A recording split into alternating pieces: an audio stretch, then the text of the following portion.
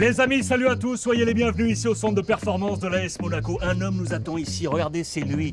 Il a joué en Angleterre, il est arrivé il y a quelques mois. Qui est-ce? Réponse tout de suite, la première de l'interview free.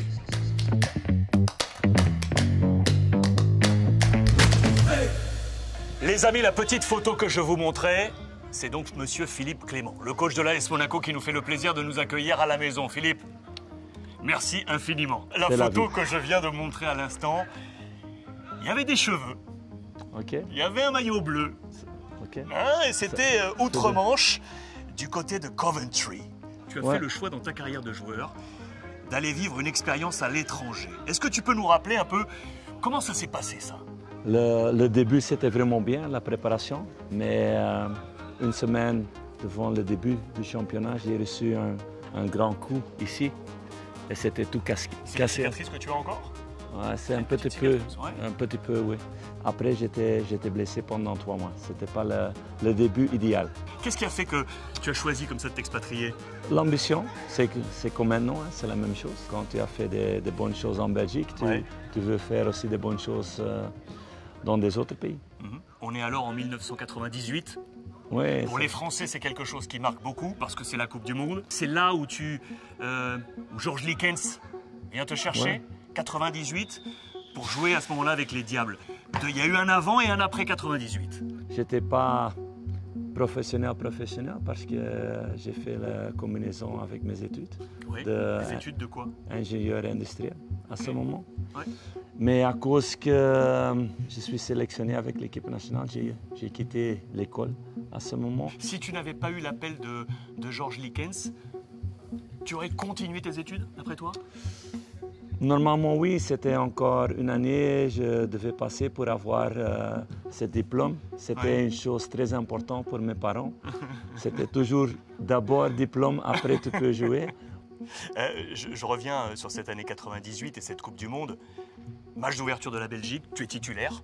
Dans un groupe qui est assez particulier, Pays-Bas, Corée du Sud et Mexique. La Belgique fait 3 matchs nuls, aucune défaite, et pourtant la Belgique est éliminée. Comment tu as vécu cette Coupe du Monde? Nous avons commencé bien parce que l'Hollande, c'était un des favoris à ce moment, avec une génération avec de très belles joueurs. Les frères de Boer, Bergkamp, Kluivert. Nous avons joué un match très organisé. Et le deuxième match contre la Mexique, c'était spécial parce que nous avons marqué 2 buts, c'était 2-0.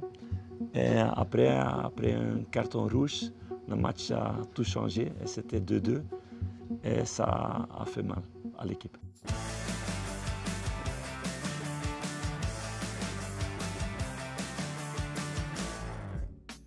J'ai beaucoup de copains en Belgique qui me parlaient de toi, à la fois quand tu étais à Genk et puis logiquement à Bruges. 3 titres consécutifs, c'était pas arrivé en Belgique pour un entraîneur depuis 20 ans. Tout le monde, tous les Belges me disaient, il sera l'équivalent de ce qu'était Ferguson à Manchester. C'est-à-dire le grand bonhomme du football d'un club. Et puis finalement, Monaco est arrivé et on dit oui. Pourquoi on dit oui?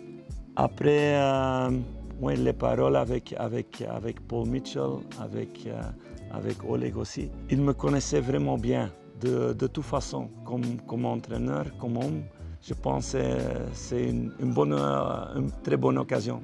C'est pas facile de quitter ta deuxième famille, comme à Bruges. Mais il n'y a aussi pas beaucoup des entraîneurs belges qui ont des chances comme ça. Et pour ça, je l'ai fait. Il n'y a pas beaucoup de coachs belges sur la planète football. En France, il faut remonter à Raymond Goethals, avec l'épopée de l'Olympique de Marseille, plus Eric Gerets avec Marseille. Qu'est-ce qui fait, alors qu'au classement FIFA, la Belgique est très très haut? Qu'est-ce qui fait aujourd'hui que le coach belge n'a pas la cote? Il y a 2 choses. D'abord, grande chose, il n'y a pas de grands directeurs sportifs belges. Ça fait une grande différence. Parce que c'est normal, les Espagnols, les Portugais, les Français, les Hollandais, ils sont partout en Europe comme directeurs sportifs. C'est normal, ils regardent pour entraîneurs dans des personnes qu'ils connaissent. Oui, bien sûr. C'est normal, ce sont des relations. Je pense que ça peut changer maintenant avec des bons joueurs qui ont joué dans des grands championnats aussi, comme Vincent Kompany. Parce que À cause de ça, il n'a pas besoin d'une relation avec quelqu'un. Il a déjà une réputation. Maintenant, aussi Thomas Vermaelen, qui est avec l'équipe nationale comme assistant. Je pense qu'avec cette génération, ils peuvent être plus des entraîneurs belges dans les plus grands championnats. Est-ce que tu t'es posé la question, tu es dans un championnat, la Pro League, où le club de Bruges avait une domination outrancière. Est-ce que tu t'es dit, en allant défier un autre championnat, je me mets en position de risque? C'est toujours le cas quand tu changes, mais pour moi, le plus grand risque, c'était de retourner à Bruges. Ah. Parce qu'à Bruges, j'étais joueur pendant 10 années. J'étais entraîneur des espoirs, assistant pendant 6 années. J'ai quitté Bruges pour devenir entraîneur principal à Waasland Beveren, à Genk. On a gagné le championnat avec Genk. Et à ce moment, retourner à Bruges, c'était plus risquant parce que j'avais tout ça à perdre. Tu évoquais ce passage et cette montée en puissance à Bruges, depuis les espoirs. Tu étais l'adjoint de Michel Prudhomme, qui est un énorme nom du football belge. Pour les plus jeunes qui nous regardent, un gardien fantastique. Et lui-même, il t'avait adoubé. Tout d'un coup, il a dit, c'est ton moment, tu peux être numéro 1. J'ai pu lire qu'à ce moment-là, les dirigeants de Bruges se sont dit, non, pas encore. Est-ce que c'était vraiment le cas? Et est-ce que cette porte qui s'est refermée t'a fait te dire, il faut que je m'en aille, il faut que j'aille grandir ailleurs? Oui, certainement. Nous avons parlé les mois en avant avec les dirigeants de ça. J'étais un des candidats. Bruges n'était pas champion. Et après, ils ont dit, nous ne voulons pas commencer avec toi parce que ça donne trop de pression de commencer avec un entraîneur sans expérience. Et ils ont demandé si je veux rester encore comme assistant avec un entraîneur beaucoup plus expérimenté. Et j'ai dit non. Je voulais prendre ma chance. C'est pas facile de dire non, hein? Non, c'est pas facile parce que beaucoup de gens là-bas sont des amis. Après, c'est beaucoup de temps. Mais c'était à cause de mes ambitions.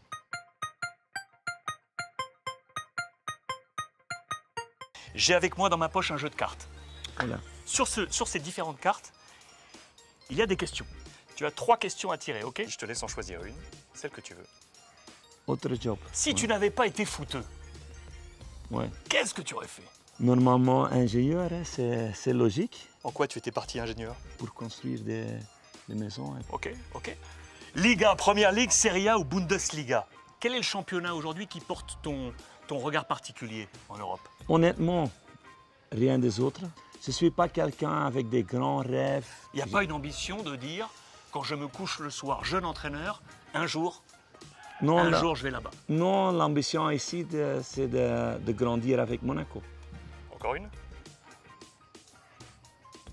Oh, Loïs Openda, aujourd'hui au Racing Club de Lens, international. Et quand il était sous tes ordres à Bruges, on me disait qu'il y avait eu un peu de rififi. Loïs était très jeune, je pense à ce moment 18 ans. Mais il était très ambitieux et voulait jouer tous les matchs. Il n'était pas à ce moment prêt pour jouer tous les matchs avec Bruges et c'était normal. À cause de ça, il voulait d'être prêté. D'être prêté. Tu as tiré 3 cartes. Je te fais une dernière proposition. Joueur ou pas joueur? Ouais. Allez, vas-y. Non, tu peux choisir une question. Ok. Zidane ou Pep? Je choisis Zidane parce que c'était amusant. Après nos matchs contre Real Madrid, en Belgique, ils ont pris des photos de nous deux. Pour les cheveux? Presque dans le même costume. Et ils étaient beaucoup de personnes qui disaient qu'il y a une ressemblance. J'ai dit oui, ça peut être dans les photos, mais quand il y a un ballon autour de nous, la différence est grande.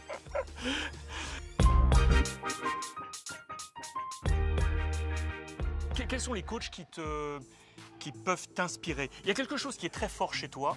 On parle d'un coach un peu à la Ancelotti, qui est très dans la liaison entre tous les membres, je dis bien tous les membres d'un groupe, à la fois les joueurs, les membres du staff, les gens qui travaillent autour. En Belgique, on parle souvent de people manager. Comment tu te caractérises? On gagne ensemble, on perd ensemble. Collectif. Oui. Tu es un homme de collectif. Oui.